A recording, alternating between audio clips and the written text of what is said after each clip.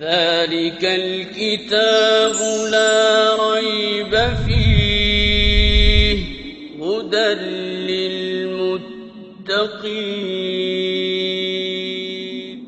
الحمد للہ رب العالمین والعاقبۃ للمتقین والصلاۃ والسلام علی رسولہ الکریم.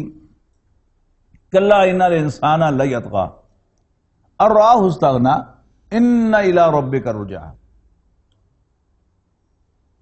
قرآن مجید کی پہلی نازل ہونے والی وحی بلا شبہ بلا اختلاف سورہ الگ کی ابتدائی آیات، لیکن سورہ کی ابتدائی 5 آیات میں اللہ تعالیٰ کا تعارف ہے.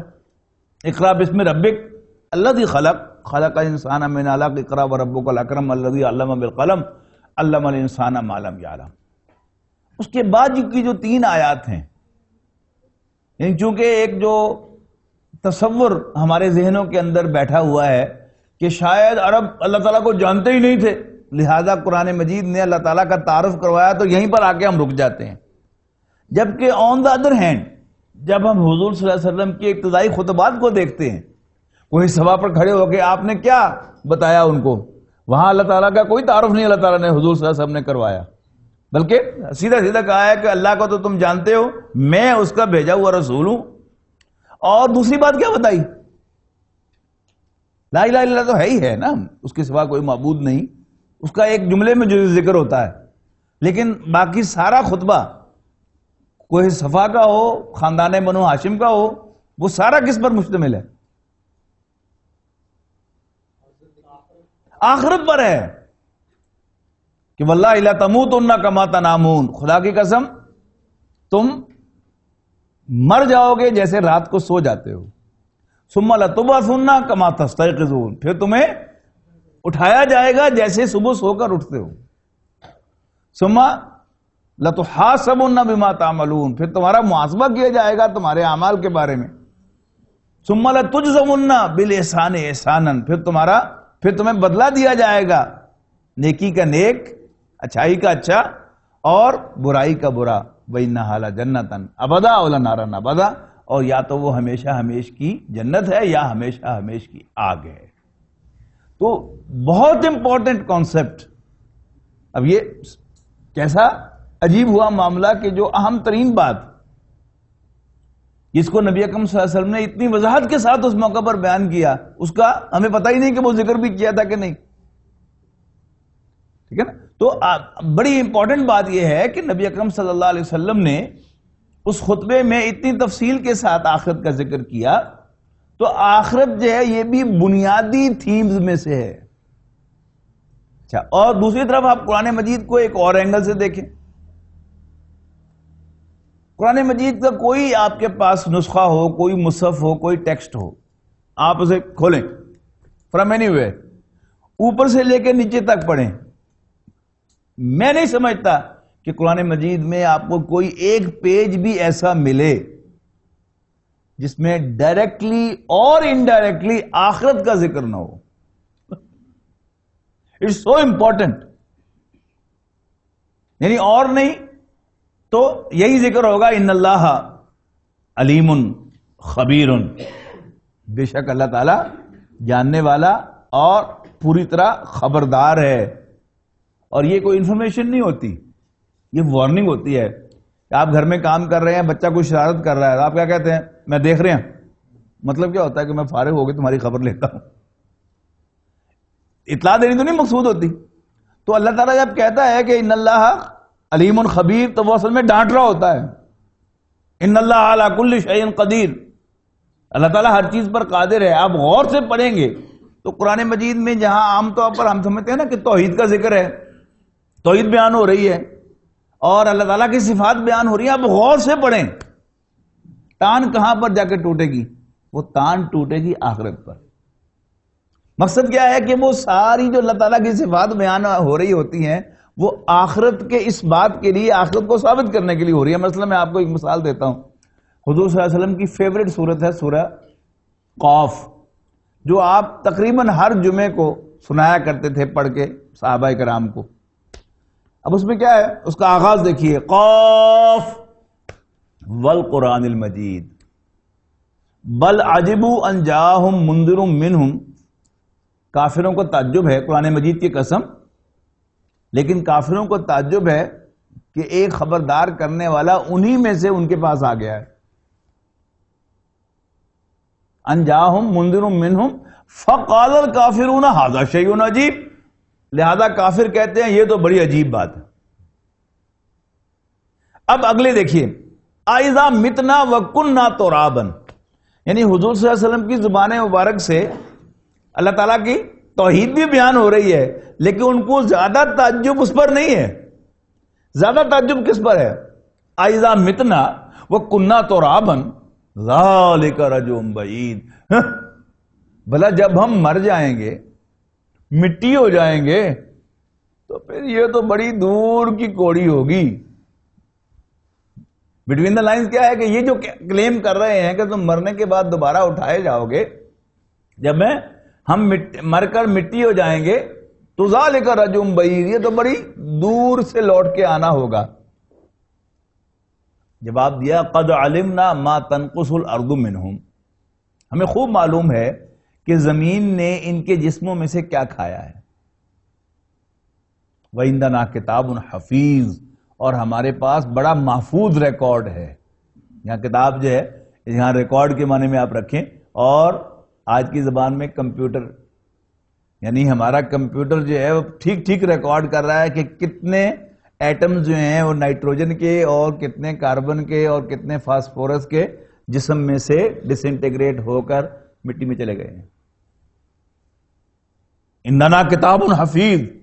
اگلی بات، بل کذبوا بالحق لما جاءہم، اصل میں یہ حق کو جھٹلا رہے ہیں جو ان کے پاس آیا ہے.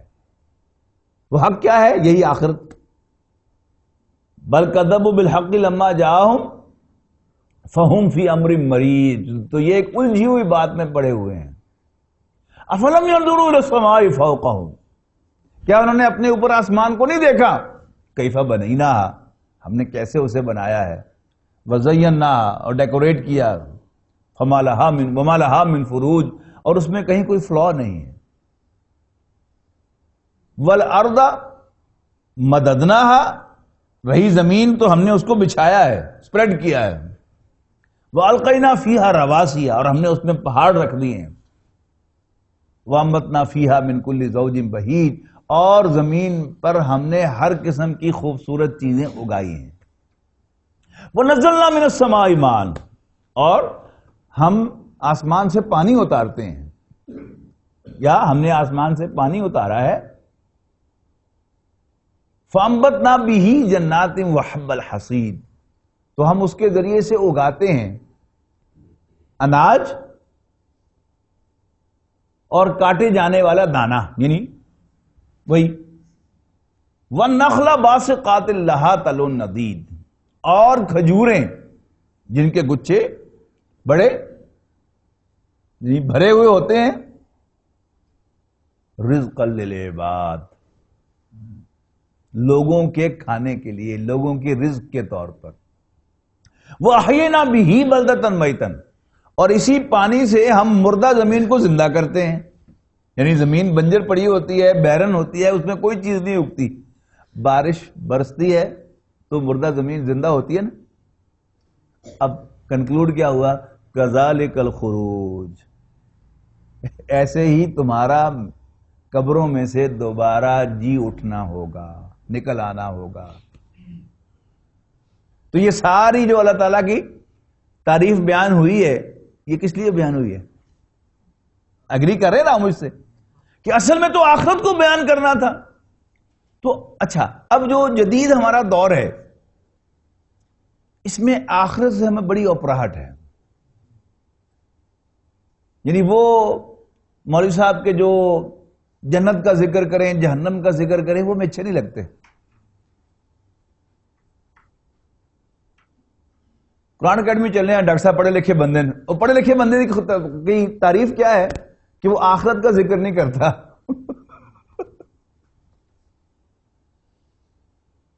اس لیے کہ آخرت کے بیان میں کوئی لاجک نہیں، صرف ڈسکرپشن ہے، اور اس سے ڈر لگتا ہے انسان کو. انسان جو ہے وہ ڈرنا نہیں چاہتا. قرآن مجید موت یاد دلاتا ہے. آج کا ماڈرن مین مرنا نہیں چاہتا.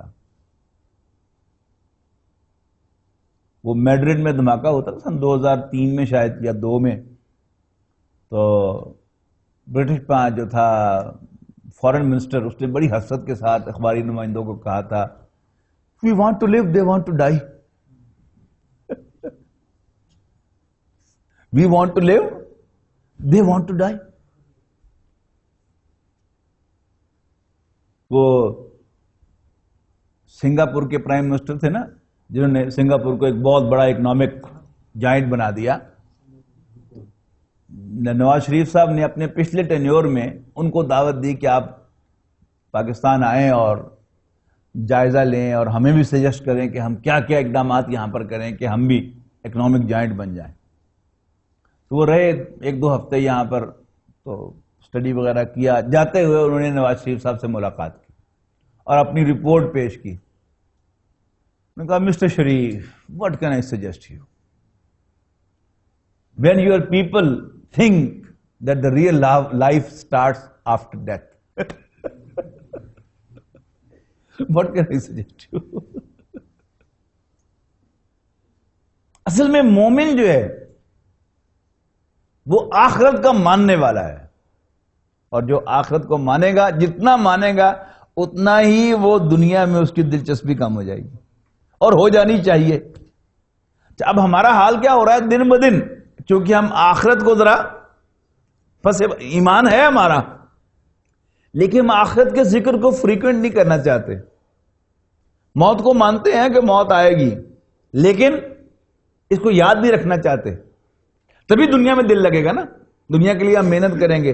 اگر ہم صبح شام یہی یاد کرتے رہیں گے پتہ نہیں آج آخری دن نہیں ہوئے،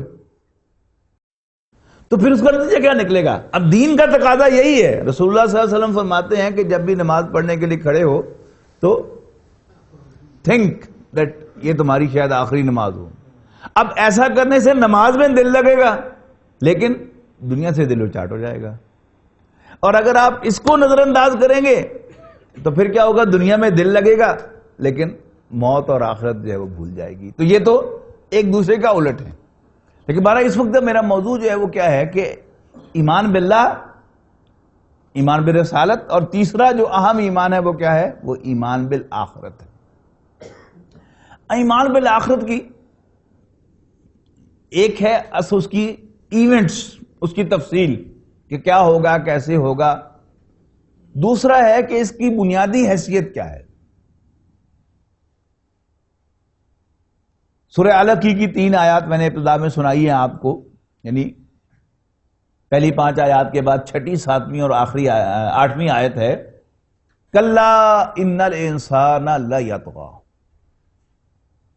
نہیں، انسان سرکش ہو ہی جاتا ہے. مین ٹینڈز ٹو ریبیل، ریبیلین ہوتا ہے بغاوت. تو کلا ان الانسان لیطغی، مین certainly tends to rebel. کیوں؟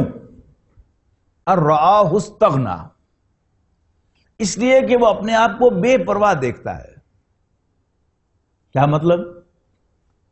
اس دنیا میں 2 طرح کے قوانین ہیں. ایک ہے مادی قوانین، ایک ہے اخلاقی قوانین. مادی قوانین میں ایک قانون ہے آگ جلاتی ہے.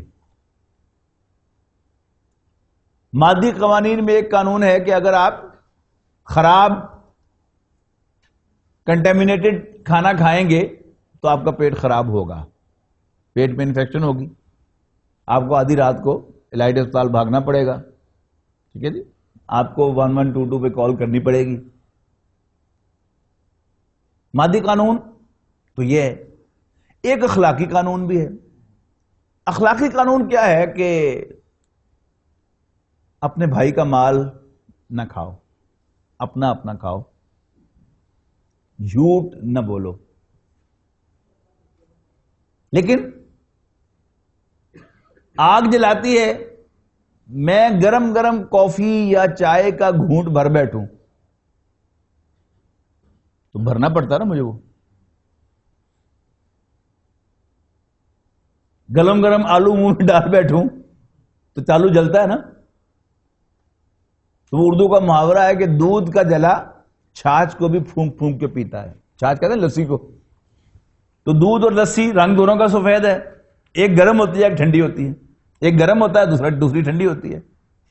تو جس کو ایک دفعہ دودھ سے اس نے تالو والو جلایا ہو تو پھر وہ لسی کو بھی پھونکتا ہے کہ کہیں ٹھنڈی تو گرم تو نہیں زیادہ. لیکن اس کے مقابلے میں جھوٹ بولے جان بوجھ کر تو نہ زبان پہ چھالا پڑتا ہے, نہ تالو پہ پڑتا ہے, نہ ہونٹ جلتا ہے. کنٹیمنیٹڈ فوڈ کھاؤں تو مجھے آدھی رات کو ہسپتال جانا پڑتا ہے, لیکن میں جان بوجھ کر کسی بھائی کا مال ہڑپ کر جاؤں تو میرے پیٹ میں نہ صرف یہ کہ درد نہیں ہوتا, میرے چہرے کی رنگت بھی سرخ ہو جاتی ہے. کھانا پیتا لگتا منہ ہوتے پتہ لگتا کہ ہے چنگا کھادا. اب یہ چیز کیا ہے, یہ مجھے جری کر دیتی ہے, کوئی پوچھنا والا نہیں. یعنی جب دودھ سے میرا تالو جلا, زبان جلی, ہونٹ جلا, تو اس سے کیا ہوا, میں کاشیس ہو گیا, ٹھیک ہے نا. لیکن جب جھوٹ بولنے سے میری زبان پہ چھالا نہیں پڑا تو میں بریو ہو گیا. دوسرے کا مال کھایا, پیٹ میں درد نہیں ہوا, اور خراب کھانا کھایا تو ہسپتال جانا پڑا. اب کیا ہے کہ ایک دفعہ ہسپتال جاؤں گا تو اس کے بعد کوئی 2-1 ہفتے جو ہے مجھے یاد رہتا ہے ہسپتال, تو پھر میں ہر چیز جو ہے پھینک دیا کھانا, اور گھر میں بار بار انسٹرکشن کہ احتیاط کریا کرو, احتیاط کریا کرو, بچت نہ کریا کرو, فرجلی چیز نہ کھایا کرو. چند دن تک جب وہ بھول جاتی ہے بات ہسپتال کی, وہ جو تکلیف ہوئی تھی, تو پھر انسان جو ہے وہ یعنی کیئر فری ہو جاتا ہے. یہ کیا چیز ہے, یہ انسان کو جری کر دیتی ہے. کلا ان الانسان لیطغی ان رآہ استغنی. نہیں, انسان سرکش ہو ہی جاتا ہے. کیوں؟ اس لیے کہ وہ اپنے آپ کو بے پرواہ دیکھتا ہے, ان چیکڈ پاتا ہے. ان الی ربک الرجاء, اے انسان تجھے اپنے رب کے حضور لوٹنا ہے. تو ایمان بالآخرت کی اصل حیثیت کیا ہے؟ اکاؤنٹیبلٹی, پوچھنا, محاسبہ کرنا. اچھا, یہ لفظ نوٹ کیجئے, ان الی ربک الرجاء کا ہے, ان الی اللہ رجاء نے کہا. حالانکہ اللہ اور رب ہیں ایک ہی, لیکن ریفرنس کاؤنٹس. ایک بات اس دن رب ہمارا میں رہ گیا تھا میں آپ کو بتانا, کہ قرآن مجید میں جتنی بھی دعائیں ہیں قرآن مجید میں جن میں اللہ سے کچھ مانگا گیا ہے, وہاں ریفرنس اللہم نہیں ہے, ربنا اور ربی ہے. تو یہاں بھی نوٹ کیجئے ریفرنس کیا ہے, ان الی ربک الرجاء, یقیناً تجھے اپنے رب کے حضور لوٹنا ہے. اور اکاؤنٹیبلٹی بھی مالک کے سامنے ہوتی ہے. پوچھنے کا حق جو ہے وہ مالک رکھتا ہے. تو اس نے ہمیں بنایا, ہمیں اس دنیا میں بھیجا رسپانسبلٹی دے کے, اور at the end of the day وہ ہم سے پوچھے گا. یہ ہے آخرت کا اصل بیسک کانسیپٹ. قرآن مجید میں یہ کتنا امپورٹنٹ ہے, یعنی پہلی 5 آیات کے بعد اگلی 3 آیات میں بھی یہی ہے. اور میرا اپنا ذاتی امپریشن یہ ہے کہ پہلی وحی میں یہ 8 آیات تھی, 5 نہیں تھی. اس لیے کہ باقی 3 آیات کا کہیں ذکر نہیں کہ وہ کب نازل ہوئی, کیونکہ ایک ایگزمپشن ذہن میں تھی کہ اللہ تعالیٰ کا تعارف سب سے پہلے کرایا گیا, جبکہ حضور صلی اللہ علیہ وسلم کے جو خطبات ہیں اس میں اللہ تعالیٰ کے اس تذکرے کے بعد آخرت جو ہے وہ زیادہ تفصیل میں بیان ہوئی ہے, اور اسی پر زیادہ جھگڑا ہوا, زیادہ پریشانی ہوئی. اور آپ نے جو ابتدا کی ہے بلکہ اسی بات سے کی ہے. یعنی آپ نے جو پوچھا نا کہ تم نے مجھے کیسا پایا, انہوں نے کہا سچا اور امین پایا, آپ نے کبھی جھوٹ نہیں بولا. تو آپ نے فرمایا کہ اگر میں تم سے کہوں کہ اس پہاڑ کے پیچھے سے کوئی لشکر تم پر حملہ آور ہونے والا ہے تو مان لو گے؟ انہوں نے کہا ہاں ہم مانیں گے, اس لیے کہ آپ نے کبھی جھوٹ نہیں بولا. تو آپ نے کہا تو میں تمہیں وارن کرتا ہوں کہ مرنے کے بعد تم دوبارہ زندہ کیے جاؤ گے اور اپنے رب کے حضور پیش کیے جاؤ گے. تو آپ نے جو موسٹ امپورٹنٹ انفارمیشن ان کے ساتھ شیئر کی وہ کیا تھی؟ وہ آخرت. لیکن کیسے یہ چیز جو ہے یہ پسے پوچھ چلی گئی.